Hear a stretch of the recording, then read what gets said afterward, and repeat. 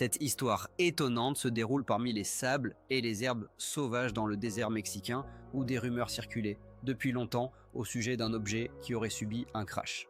En 1974, un incident mystérieux s'est produit, dans lequel, selon certains, des ovnis et un petit avion auraient été impliqués dans une collision. Après cela, le gouvernement de deux pays a commencé une lutte pour s'emparer des débris. Un groupe de secours mexicain a trouvé quelque chose ressemblant à un disque argenté de forme parfaite. Les militaires mexicains ont recouvert cet objet et l'ont placé dans un camion. Par la suite, tous les participants à l'opération sont morts mystérieusement. Le gouvernement des États-Unis a réagi rapidement et de manière organisée. Dans la petite ville de Coyam, située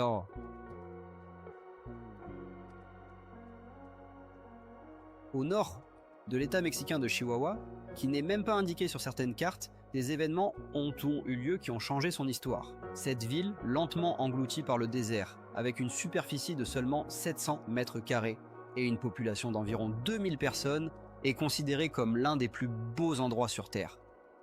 Malgré l'absence de bibliothèque ou d'historien local, Coyame a sa propre histoire, transmise de bouche à oreille.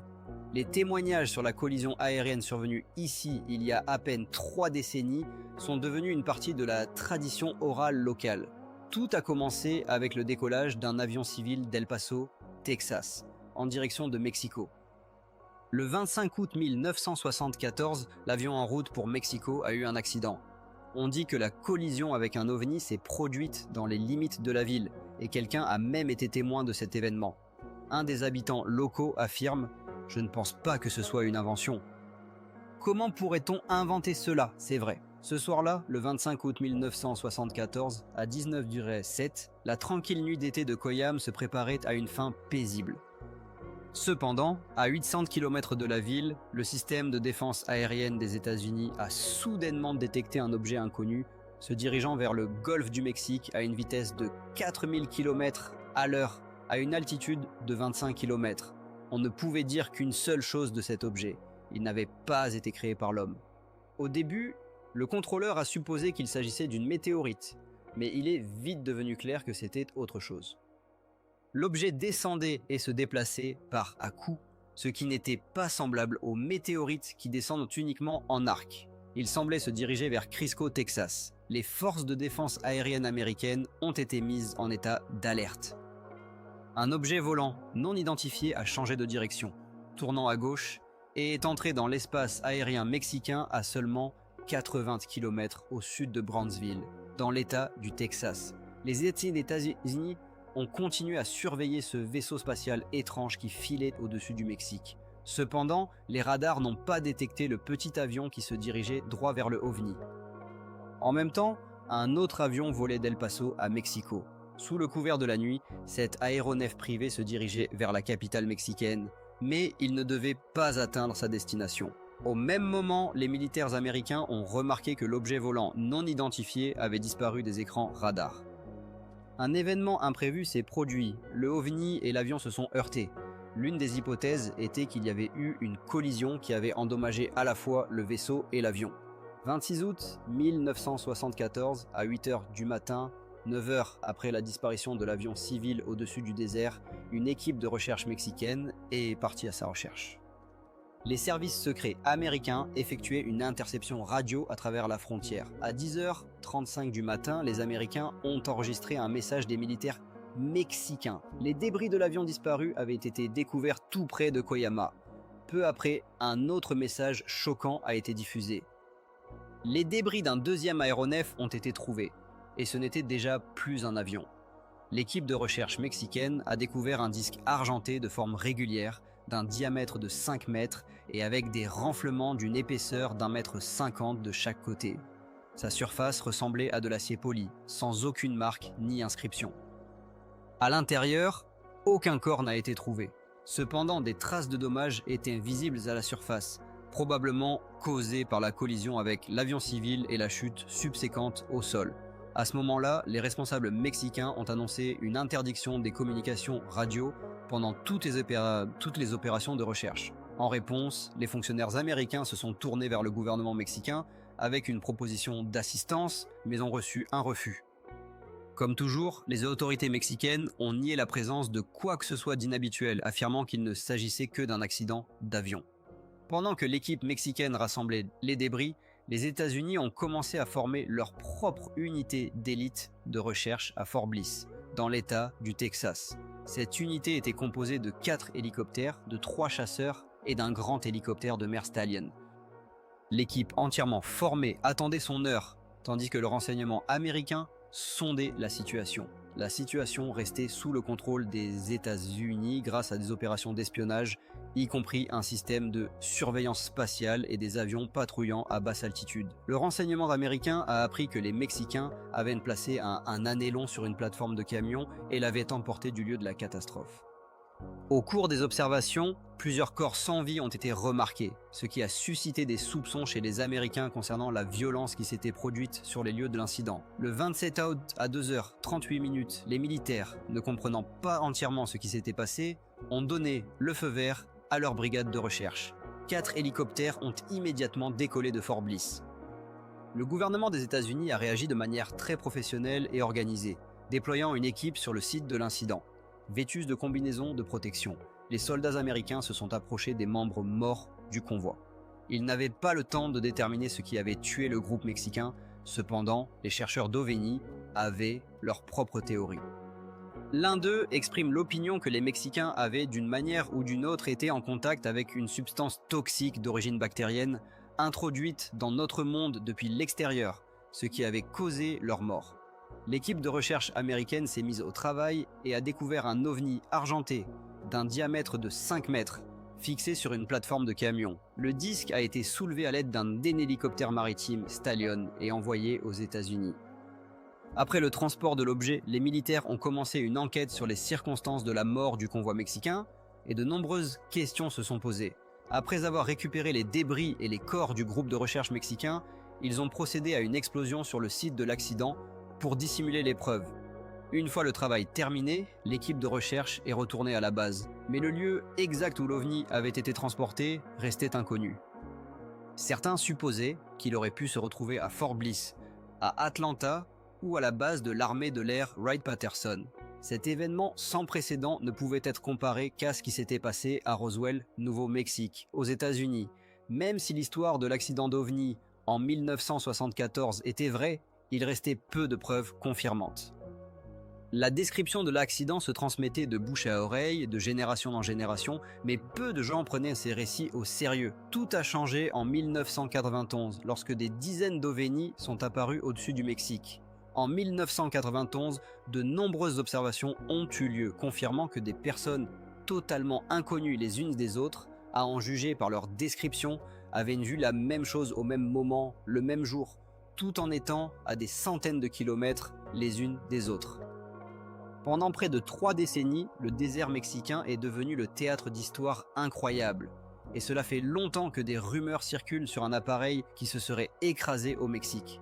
Un certain objet est entré dans l'atmosphère, entrant en collision avec un petit avion à la frontière avec les États-Unis. Cet événement suscitait des réflexions. Au cours des 2 dernières décennies, des cas liés aux ovnis se sont produits au Mexique, qui auraient pu éclipser tous les incidents connus d'apparition d'extraterrestres. Cependant, les événements qui ont amené les Mexicains à prêter attention à ce qui se passait sur leur ciel ne se sont pas produits immédiatement. En juin 1991, l'un des éclipses solaires les plus longues était attendu, pouvant être observé dans une étroite bande géographique couvrant le centre du Mexique. Un an auparavant, tous les Mexicains avaient commencé à se préparer à la rencontre de l'éclipse. C'était tout un événement, et à travers le pays, les gens l'attendaient avec impatience. Juste après 1 heure de l'après-midi, les cieux au-dessus du Mexique s'assombrirent. Les astronomes ajustaient leur télescope, tandis que des millions de personnes regardaient attentivement le ciel. En 1991, grâce aux nouvelles technologies, les caméras vidéo étaient devenues largement accessibles, et de nombreux Mexicains les utilisaient pour capturer le moment où la Lune obscurcit le Soleil. Après avoir visionné leurs enregistrements, ils furent choqués. Certaines personnes présentes disaient « Regardez, qu'est-ce que c'est encore ?» Ils filmaient des objets métalliques avec un dôme clairement visible, que l'on appelle généralement des soucoupes volantes. Dans des endroits comme Mexico, Tepeji del Rio et Puebla, des vidéos ont été envoyées, capturant un étrange objet argenté suspendu dans le ciel. Ces apparitions pendant l'éclipse sont rapidement devenues le sujet le plus discuté dans le pays, bien que beaucoup aient affirmé avec certitude que des extraterrestres avaient visité le Mexique. Les sceptiques ne se précipitaient pas pour accepter et proposer leur propre version. C'était l'un des plus grands événements du siècle en astronomie, et des centaines d'astronomes du monde entier se sont rassemblés à Mexico et dans d'autres villes d'où l'on pouvait observer l'éclipse. Cependant, aucun astronome professionnel n'a rapporté avoir vu quelque chose d'inhabituel. Cela en dit certainement long. Les astronomes professionnels remettaient en question toute déclaration concernant les ovnis et proposaient des explications plus scientifiques. Lorsque le soleil était complètement obscurci par la lune, comme cela s'est produit au Mexique ce jour-là, des étoiles et des planètes brillantes deviennent visibles pendant quelques minutes. Vénus par exemple était très brillante et pouvait facilement être confondue avec un ovni. Certains pensaient que c'était Vénus qui avait troublé les gens. Néanmoins, les partisans de la théorie des ovnis trouvaient les explications des sceptiques douteuses. Étant donné qu'un si grand nombre de personnes dans différentes villes avaient enregistré ces objets, certains ont suggéré qu'il s'agissait de la planète Vénus. Cependant, Vénus se trouvait dans une autre position, ce qui pouvait être facilement établi par les films. Pendant l'éclipse, une chose étrange s'est produite. Plus tard, en analysant les séquences vidéo, il est devenu évident que certaines d'entre elles avaient enregistré le mouvement des objets. Vous comprenez, Vénus ne pouvait pas commencer à se déplacer sous les yeux des gens. Cette circonstance permet de penser qu'il y a effectivement eu une rencontre avec un ovni. Les images de 1991 ont suscité un vif regain d'intérêt pour les ovnis au Mexique. Et les personnes intéressées par les extraterrestres ont de plus en plus souvent enregistré divers phénomènes sur pellicule. Et je considère que cette tendance est très positive. Bien que le boom mexicain en matière d'ovnis ait été une surprise pour la plupart des gens, certains ufologues estiment qu'il a été prédit il y a plus de 1000 ans. La civilisation maya occupe une place unique dans l'histoire de l'humanité. Pendant plus de 600 ans, ils ont construit des villes, érigé des réservoirs et des temples en forme de pyramides, et ont accumulé des connaissances étonnantes dans le domaine de l'astronomie. Il est incroyable combien les Mayas savaient sur le ciel et les planètes. Ils étaient bien équipés et effectuaient des observations. Ils comprenaient comment se déplaçaient les corps célestes et pouvaient prédire tout événement significatif se produisant dans le ciel. Les Mayas enregistraient à leur connaissance dans des livres pliants appelés codex. La plupart de ces textes ont ensuite été brûlés par des prêtres espagnols. Jusqu'à nos jours, seuls 4 codex mayas ont été préservés. Parmi eux, le codex de Dresde, un document qui permet d'obtenir un aperçu de la sagesse astrale de ce peuple ancien. C'est de l'astronomie dans sa forme pure. La lune, le soleil, les constellations, tout cela y est présent. Quiconque a étudié et analysé ces documents comprend qu'ils représentent un véritable trésor. De plus, le codex contient un tableau avec les cycles des éclipses solaires. L'éclipse de 1991 a été précisément prédite par le codex de Dresde des Mayas. Mais ce n'est pas tout. Il y a encore des mystères dans ces anciens documents. Il y est également fait mention d'une rencontre avec les frères des étoiles, en d'autres termes, des extraterrestres. Lorsque j'ai pris connaissance de cette information, j'ai ressenti un véritable choc. Il s'avère que les Mayas savaient déjà quel jour les ovnis visiteraient le Mexique. Vous pouvez imaginer, est-ce une coïncidence ou étaient-ils vraiment des prophètes? Je suis tout simplement stupéfait. Stupéfait jusqu'au plus profond de mon être. Je suis stupéfait. Stupéfait. De nombreux Mexicains conviennent que des événements extraordinaires se produisent dans le pays.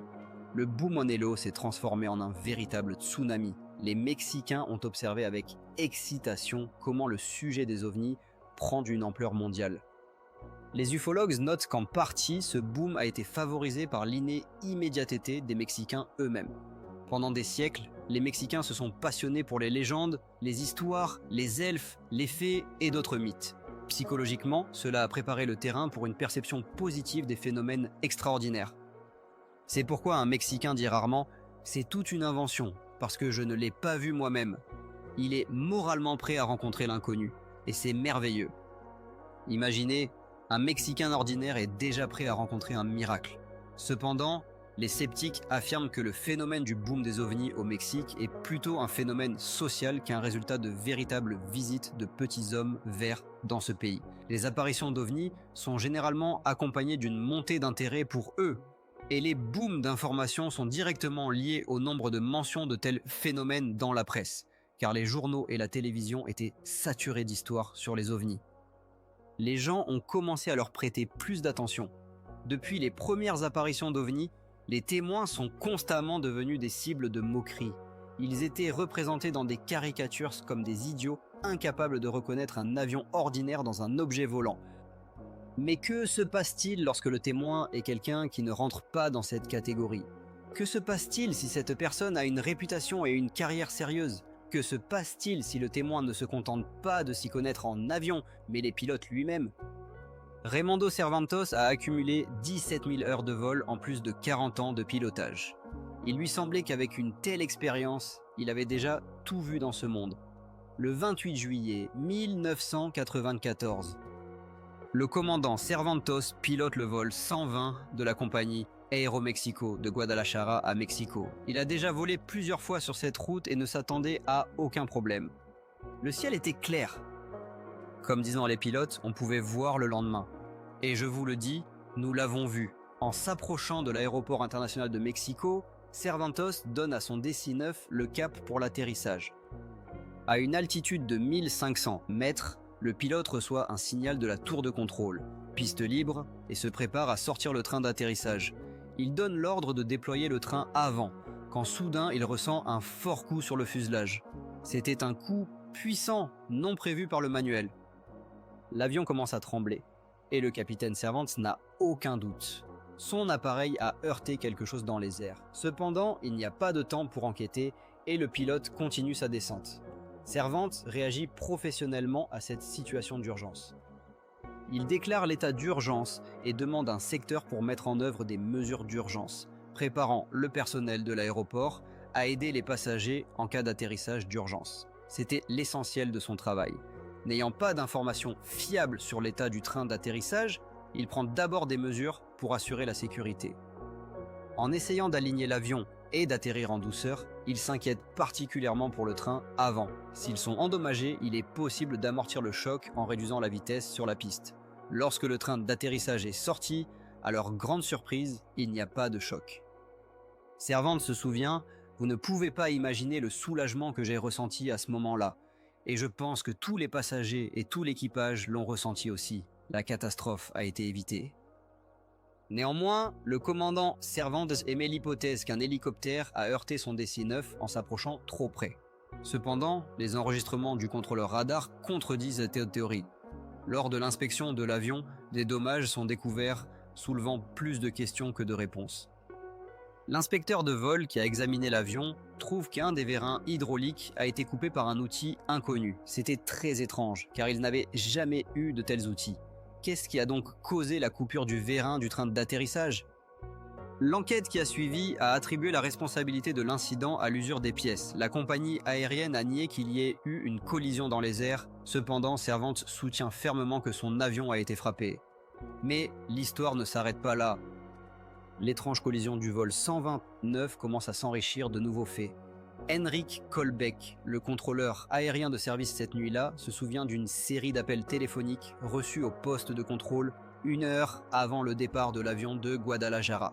Il déclare « Nous avons reçu des appels téléphoniques de différents endroits, signalant qu'un objet passait très près du bâtiment situé à l'extrémité des pistes. Ce furent des appels très inquiétants. Rien de tel ne devait se produire. Et j'y ai bien sûr prêté attention. Selon ses observations, l'objet se trouvait directement sur la trajectoire du vol 129 qui était en approche. Beaucoup ont trouvé la théorie de la collision avec un avion peu convaincante, mais quelques jours plus tard, un autre incident dans le même aéroport a renforcé les soupçons. 8 août 1994, le copilote Carlos Corso aidait à piloter l'avion du vol 304 de la compagnie Aeroméxico en provenance d'Acapulco, en approche pour atterrir à l'aéroport international de Mexico. Le ciel matinal était partiellement couvert de nuages. Le partenaire de Corso surveillait attentivement les instruments, et rien ne laissait présager de problème. Il volait parfaitement, totalement concentré sur eux, tandis que Corso était responsable de l'environnement extérieur, négociant et aidant à l'atterrissage. Lorsque l'avion sortit des nuages, Corso, stupéfait, découvrit quelque chose d'inattendu. Nous descendions de 4000 mètres, nous venions juste de sortir des nuages, et là, je vois cet énorme objet devant nous. J'ai vraiment eu peur. J'ai pensé que nous allions entrer en collision, et j'ai laissé échapper. Mon Dieu, nous allons nous écraser dedans. Et l'objet mystérieux, en forme de flèche, passa à toute vitesse, frôlant le nez de l'avion. C'était un objet immense. Sa longueur était comprise entre 15 et 25 mètres, et il était fabriqué dans un matériau ressemblant à du platine, mais complètement pur, sans impureté. Corso Bestro, le pilote, réussit à retrouver son calme et réussit à poser l'avion sans aucun incident. Plus tard, il partagea ses observations avec le contrôleur aérien, qui, à son tour, avoua que Corso était le 5e pilote en une semaine à signaler un objet inhabituel dans le ciel. « Je peux vous rapporter », disait-il. Environ 99% des pilotes avec qui j'ai parlé croient que nous ne sommes pas seuls dans l'univers. Et les preuves que nous avons le confirment. Nous prenons cela très au sérieux, car les extraterrestres peuvent influencer l'espace aérien du Mexique. Je suis absolument convaincu qu'il existe un danger potentiel. Nous ne savons pas ce qui engendre ce phénomène, comment il se manifeste et pourquoi il disparaît. Près de 10 ans plus tard, un autre incident lié au ciel du Mexique bouleversa le monde entier. Contrairement au contact précédent, cet incident devint reconnu de tous, y compris par le gouvernement mexicain. Chaque année, dans la nuit du 15 septembre, des milliers de personnes se rassemblent sur la place principale de Mexico pour voir leur président sonner la cloche qui a signalé le début de la lutte des Mexicains pour l'indépendance il y a presque 2 siècles. Dans les 24 heures suivantes, la ville se remplit des sons des parades et des célébrations. Cependant, depuis le début des années 90, le jour de l'indépendance du Mexique a acquis une autre particularité. Le 12 septembre est le jour de l'indépendance du Mexique, et un défilé militaire a lieu dans les rues de la capitale. Depuis plusieurs années, un spectacle aérien a lieu avec la participation des forces aériennes mexicaines, qui volent généralement directement au-dessus de Mexico. Les gens filment le moment où les avions passent au-dessus des maisons, et il existe de nombreuses vidéos où l'on peut voir des objets près des avions. J'ai personnellement vu plusieurs enregistrements où ils sont présents, et j'ai moi-même filmé le ciel lors des jours de parade, se souvenait un des témoins. Le 16e septembre 1991, lors d'un défilé aérien, une caméra amateur a capturé un mystérieux objet rond brillant. Exactement 1 an plus tard, au même endroit, des témoins ont observé un autre ovni dans le ciel. Le 16e septembre 1993, lors des manœuvres d'une unité d'hélicoptère militaire, un objet argenté a été filmé, manœuvrant entre 3 ans, 3 apparitions et aucun commentaire à ce sujet de la part des militaires mexicains. Lorsque la discussion sur l'apparition des ovnis pendant les parades a commencé, le gouvernement mexicain ne s'est exprimé ni pour ni contre. Il préférait ne pas trop s'étendre sur ce sujet, bien que cela préoccupât beaucoup de monde. C'est vraiment une question sensible pour le Mexique. Il n'est donc pas surprenant que les partisans des ovnis, qui ont accusé le gouvernement pendant des décennies de garder le silence sur les faits concernant les visites d'ovnis, continuent de maintenir leur position. Les rapports classifiés, les projets militaires secrets et le déni constant des témoignages des témoins n'ont fait qu'attiser l'intérêt. Le 5 mars 2004, le 501e escadron des forces aériennes mexicaines était à la recherche d'un autre avion transportant des drogues. Soudain, les pilotes militaires ont été témoins d'événements étranges. Les forces aériennes du Mexique patrouillaient de la frontière sud pour empêcher l'intrusion d'avions transportant des drogues en provenance d'Amérique du Sud. Cela se produisait régulièrement et ils effectuaient plusieurs sorties chaque jour. Mais ce jour-là, tout était différent. Lors d'un vol d'inspection diurne, les militaires ont remarqué quelque chose sur leur radar et ont supposé qu'il s'agissait d'un avion de trafiquants de drogue. En observant l'objet, ils ont remarqué que sa vitesse de déplacement était irrégulière, atteignant parfois plus de 600 km/h. Au cours de la poursuite, l'équipage a utilisé un système de suivi infrarouge connu sous le nom de FLIR. Ce système, semblable à une caméra, est monté sur l'avion et sert à l'observation dans le spectre infrarouge, ce qui permet de voir des objets qui ne sont pas visibles dans le spectre lumineux ordinaire. Les objectifs infrarouges du système FLIR installé à l'extérieur de l'avion transmettaient un signal à l'équipage permettant d'observer ce qui se passait en temps réel. Cependant, lorsque la patrouille s'est approchée de l'objet mystérieux, ils n'ont rien pu détecter. Cela a définitivement démoralisé les pilotes. Tout au long du vol, les militaires regardaient droit devant, car le radar indiquait précisément cette direction, mais ils n'ont rien trouvé. Il est vite devenu clair que le carburant de la patrouille était sur le point de s'épuiser, et il était devenu impossible de poursuivre la chasse.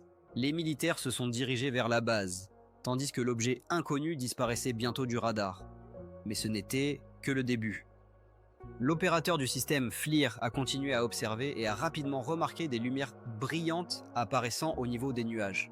Ce qui est soudainement apparu à l'écran n'était pas une simple lumière. On pouvait voir périodiquement au moins 11 objets se déplacer en douceur à travers les nuages.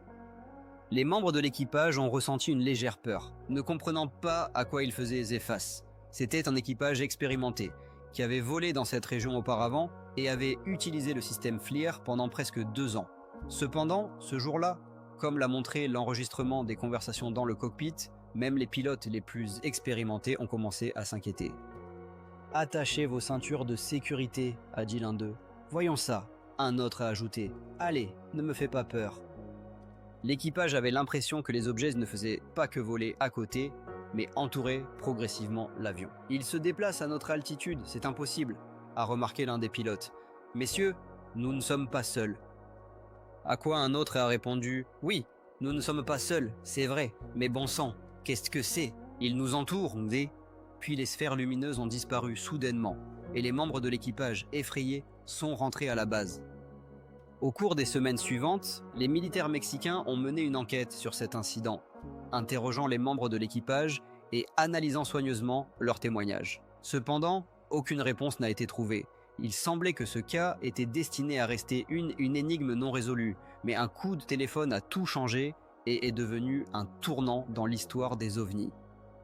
On m'a appelé et on m'a dit que nous avions quelque chose qui pourrait vous intéresser, se souvient le journaliste télé-mexicain Jaime Maussan, l'un des principaux experts dans le domaine de l'enquête sur les cas d'apparition d'ovnis. Son impressionnant CV a attiré l'attention du gouvernement mexicain, qui a sollicité l'aide de ce reporter civil. Le secrétaire du ministère de la Défense du Mexique, prenant une mesure sans précédent, a remis à Maussan un enregistrement vidéo secret. On m'a remis cette bande et on m'a dit « S'il te plaît, sois impartial envers les militaires, sois honnête envers les pilotes, sois bienveillant envers le peuple. Mène une enquête. À partir de maintenant, tu es autorisé à réaliser une expertise indépendante », raconte Maussan. On lui a donné un accès complet aux enregistrements des communications pendant le vol au bulletin météorologique et, ce qui est le plus important, la possibilité de rencontrer les membres de l'équipage. J'ai discuté avec ces pilotes pour la première fois dans l'histoire du Mexique. Ils m'ont raconté tout ce qu'ils avaient vu. Ils étaient extrêmement honnêtes et sincères. Et je les crois, affirme-t-il. Je te jure, je n'ai pas compris ce que j'ai vu. Jusqu'à ce moment-là, je n'avais jamais rencontré quelque chose de semblable dans ma vie. Tu sais, c'était quelque chose d'incroyable. Et j'avais un peu peur. Bien sûr, j'en ai honte, mais c'est vraiment le cas. J'avais peur. Le 11 mai, Maussan a convoqué une conférence de presse pour informer le public des informations obtenues. Les sceptiques ne se sont pas fait attendre pour démystifier les théories des ufologues. Leurs explications, comme toujours, étaient plutôt prosaïques. Ils parlaient de boules de feu et reliaient l'incident à des développements militaires classifiés. Certains sceptiques ont suggéré qu'il s'agissait d'une défaillance de l'équipement. Les explications apparaissaient les unes après les autres et disparaissaient tout aussi rapidement. Une seule d'entre elles méritait une attention particulière et a suscité de nombreux débats. De nombreux scientifiques ont suggéré que la bande pouvait avoir enregistré des puits de pétrole en feu situés à environ 100-120 km du lieu d'observation. Dans le domaine infrarouge, ces objets semblaient scintillants et incandescents. Bien qu'ils ne soient pas visibles à l'œil nu, les systèmes de vision nocturne sont conçus pour capter la signature thermique des objets. Cependant, beaucoup expriment des doutes quant à savoir si les enregistrements du système FLIR ont réellement capté l'incendie des puits de pétrole. La première étape de l'analyse de ces lumières a été d'étudier leur forme, afin de déterminer comment elles changeaient d'une image à l'autre et d'une minute à l'autre. Si ces lumières, comme le soutiennent les sceptiques, étaient des puits de pétrole en feu, alors la flamme sur l'enregistrement aurait dû pulser. Mais l'utilisation de programmes informatiques pour examiner ces lumières en détail a révélé un effet complètement différent. Lors de l'analyse des images individuelles, la lueur sur les bords perdait en intensité. Mais au centre, il y avait toujours un élément qui ne changeait absolument pas. C'était une sphère, et la probabilité que ce soit une flamme était exclue. Si c'était une flamme, elle aurait pulsé non seulement sur les bords, mais aussi sur toute la surface de l'objet. Il existe d'autres arguments contre la théorie du feu sur les puits de pétrole. Bien que des vols aient été effectués dans cette région chaque jour, personne n'avait auparavant signalé des observations de ce type. Le seul moyen de prouver quoi que ce soit de manière certaine serait de répéter le vol dans les mêmes conditions, sur le même itinéraire, en utilisant le même système FLIR et de préférence sur le même avion. Tant que cela ne sera pas fait, l'incident impliquant l'équipage de l'avion des forces aériennes mexicaines restera une énigme non résolue. Cependant, pour les chercheurs en OVNI, cela n'enlève rien à l'importance exceptionnelle de cet incident. Pour la première fois, le gouvernement s'est tourné vers les ufologues pour obtenir de l'aide. Les chercheurs mexicains en OVNI ne perdent pas leur optimisme et estiment que cet incident pourrait être le signe d'une nouvelle ère de transparence dans le domaine des OVNI. L'un d'eux déclare « Je pense que nous attendent de nombreuses nouvelles apparitions d'OVNI et j'espère une plus grande ouverture des autorités concernant ces faits. » Après tout, nous, Mexicains, le voulons vraiment. Ce n'était que le début. En 2005, alors qu'il semblait que les choses les plus étranges au Mexique étaient déjà arrivées, l'incroyable s'est produit. Depuis 1991, des témoins mexicains ont filmé des centaines d'heures de matériel selon eux, capturant des apparitions d'OVNI. Certains s'étonnent du nombre même de ces enregistrements, mais ce qui est encore plus important, c'est ce qu'ils contiennent. Parmi ces millions d'enregistrements vidéo disponibles, la plupart montrent des ballons, des avions, des étoiles et d'autres choses sans importance. En général, il s'agit d'une illusion, de sincères illusions. Probablement seulement 10 ou 15% d'entre eux sont utiles. C'est précisément ces 10% qui attirent l'attention des ufologues et des représentants des médias. Parmi les phénomènes OVNI les plus intéressants, enregistrés sur vidéo, se distinguent les soi-disant flottes. Une flotte est un groupe contenant plus de 3 objets. Ces flottes peuvent se déplacer horizontalement ou verticalement, formant des formes très étranges, telles que des boomerangs, des sphères et des disques. Le 10 juin 2004, à Guadalajara, au Mexique, un photographe amateur prend des photos d'objets d'origine inconnue dans le ciel. Le 21 juin 2004, à 380 km de Guadalajara, à Cuernavaca, une autre flotte est enregistrée. Le 30 mars 2005, presque 960 km au nord, à Torreón, apparaissent des objets encore plus inexplicables. Le 11 avril 2005, 800 km au sud, au-dessus de Mexico, le ciel grouille d'appareils volants mystérieux. Un des chercheurs souligne « Je pense que de cette manière, quelqu'un essaie d'établir un contact avec nous. À mon avis, ils essaient de nous transmettre une certaine information. » Par exemple, en Angleterre, ils laissent des cercles dans les champs. Et chez nous, d'une autre manière, les sceptiques nient l'existence de flottes, les considérant comme rien d'autre que des ballons météorologiques ou des oiseaux. Cependant, comme le montre la pratique, il vaut mieux voir une fois tout de ses propres yeux. L'apparition de flottes en juin 2005 a poussé les gens à croire aux ovnis. L'une des visites récentes a été l'événement à Xalapa, dans l'état de Veracruz. Cela a été particulièrement intéressant, car les témoins étaient des personnes de très haut rang. Le 24 juin 2005, à 10h30 du matin, une cérémonie publique de remise de nouveaux véhicules de patrouille au département de police local a eu lieu. L'événement a réuni le maire Fidel Rara Beltran, des policiers de haut rang et des représentants des médias locaux. Quelques jours plus tard, la presse a rapporté que le soi-disant OVNI observé à Talpa était devenu le sujet de discussion dans tout le Mexique. Tout le monde a lu cette nouvelle. Cependant, des rapports sont rapidement apparus, affirmant que ces ovnis étaient en réalité des ballons que des enfants de l'école locale avaient lâchés. Cette explication n'a fait que susciter de nouvelles questions chez les partisans des ovnis. Si ce étaient des ballons, pourquoi flottaient-ils dans le ciel immobile en formation pendant plus d'une demi-heure? Un témoin ayant observé le phénomène affirme qu'il s'agissait de quelque chose de plus que de simples 14 objets sphériques, scintillant de différentes couleurs dans le ciel. Ils ont formé une formation triangulaire et sont restés dans cette position pendant 30 minutes.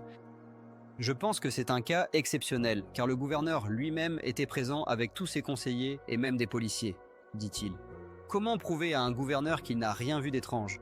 C'est à ce phénomène qu'était consacrée la rencontre des spécialistes des ovnis et de nombreux passionnés, qui sont venus de tous les coins du Mexique pour discuter du boom des témoignages de visites d'extraterrestres dans le pays.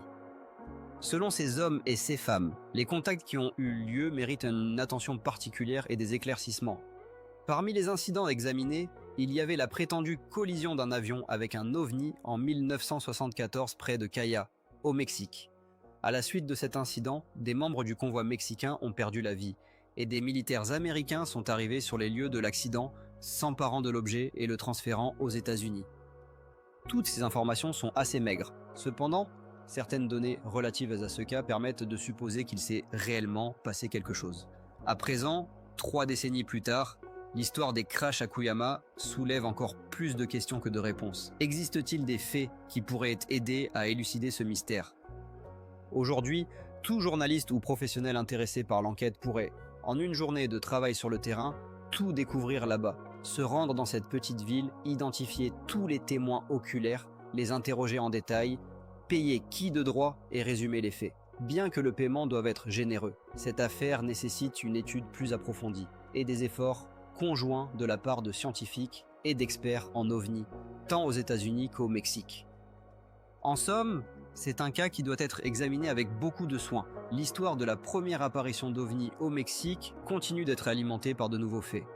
Récemment, étant à Chihuahua, j'ai interrogé des gens sur ce cas. Des rumeurs circulent selon lesquelles il existerait certaines photographies liées à l'incident. On m'a promis que je les recevrais, mais les habitants ont toujours peur. On a l'impression qu'ils cachent ces clichés. Ils cachent et ont peur. Peur de quoi? Le crash à Lofkoyama demeure enveloppé de mystère. Cela s'est-il réellement produit dans le désert mexicain il y a plus de 30 ans? L'équipe de recherche mexicaine est-elle devenue la victime d'une arme biologique inconnue? Peut-être que nous ne saurons jamais la vérité. Mais on peut affirmer sans risque que, ces 15 dernières années, le Mexique a régulièrement été confronté à des forces qui nous sont inconnues. Pour les partisans de la théorie des ovnis, cela a été un âge d'or des contacts avec des extraterrestres.